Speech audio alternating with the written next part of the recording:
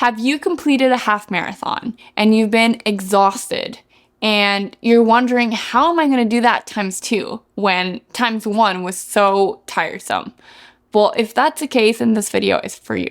So my name is Karoline. I am a 2:46 marathoner from Oslo, Norway, and I have been running marathons for 5 years. I'm also a marathon coach, and I've gone through so many of my athletes who've gone from the 5K to a 10K, to a half marathon, and to a full marathon. So I have lots of experience, and in this video, we're gonna talk about it all. But the first thing I want to talk about is the importance of taking time off after your half marathon. And if you're curious how much time you should take off, then subscribe to my channel because I'm gonna be releasing that video in a couple of weeks. Half marathon reflection. So the first thing I want you to do after your half is to really reflect upon your half, meaning what went well, what can you adjust, did you sleep enough, were you feeling really tired at the end, did you have enough time to ramp up mileage in a safe way, did you eat enough, how did you manage training with day-to-day life, with work, with family, with friends. So by reflecting on your training, it really just allows you to think about what areas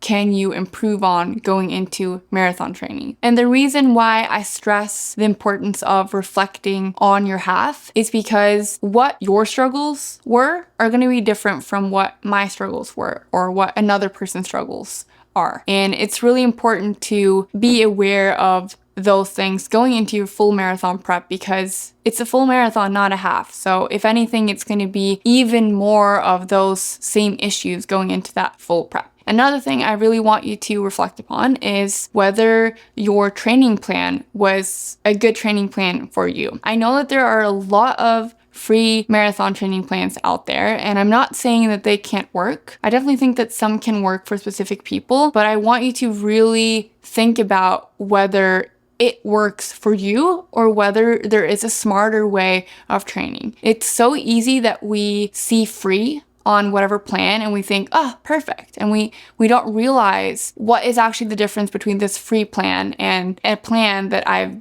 paid for. From personal experience, having worked with so many different coaches and having tested a lot of different training plans, there is a huge variety. And I spent a fair deal of time being injured because I didn't have the right coaches and I wasn't following a plan that worked for me. And when I say work for me, now I know that I am a very ambitious person who is always trying to push harder and do more. And I found that following these training plans that were on paces and on distance, that led me to get injured again and again and again. And what's worked for me is switching to heart rate training, which means that it's very personalized to me and what my heart rate targets are based on my max heart rate. And it just forces me to hold myself back. And that's how I've stayed injury free. And that's also how I have kept progressing and kept running more and more. And I'm now really proud to say that not only am I not injured, but I've been running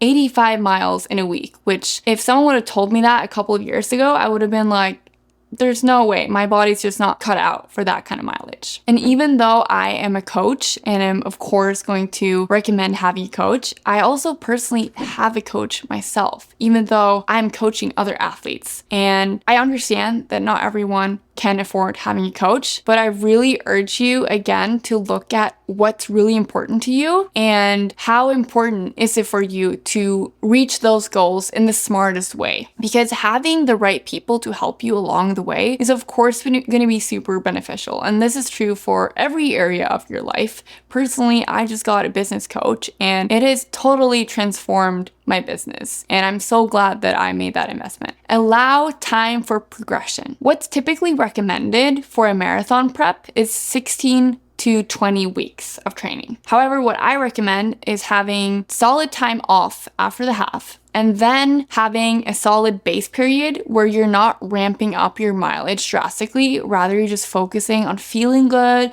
getting lots of easy miles in, not being too strict with your running, and then having 16 to 20 weeks where you are carefully ramping up mileage. And it could even be a longer prep. I think that a lot of people find more than 16 to 20 weeks to be difficult. I think the reason for that is because they don't have a lot of cutback weeks within that training cycle. However, if you have more cutback weeks, then that's gonna make that training period feel so much easier because you're not constantly just loading your body more and more.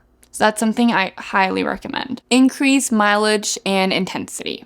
Most of us know that we have to be running more when we're transitioning from the half to the full marathon. There is a general rule of thumb, and that is to not increase mileage by more than 10% per week. I agree that that is a very safe and general rule of thumb. However, I recommend focusing on the intensity more than this 10% rule. The way I look at training and running intensity is that you want to build from the ground up, meaning that you want to start off with easier runs and see how your body handles that, and then you want to slowly add more intensity. Given that the marathon is so long, you want to definitely build your long run up to be around the same time as you're aiming to be racing the half marathon. I wouldn't focus too much on having to do those like 20 milers, or some people even aim for running the entire 26.2 miles or 42 kilometers. I would instead focus on the time on feet, and then I would focus on the total volume,